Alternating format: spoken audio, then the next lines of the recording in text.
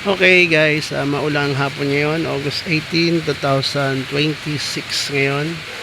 So, papakita ko sa inyo yung ano. Teka lang, impusa ko muna. So, papakita ko sa inyo yung mga panibagong bulaklak ng Arauca, no? So, sabi nga nila once a year lang to. Pero ngayon, pang ilang bulaklak na rin to. So nakatatlong beses na ngayong taon. Ito pang maramihan naman. So meron tayo isa. Dalawa. Okay.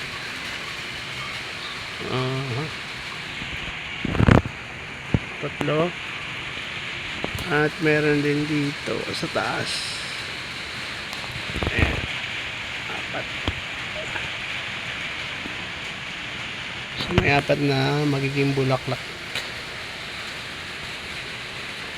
So hindi talaga siya once a year lang, no?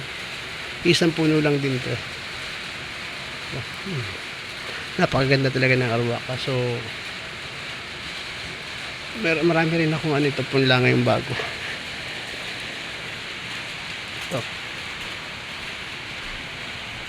Nagsitubuan na sila.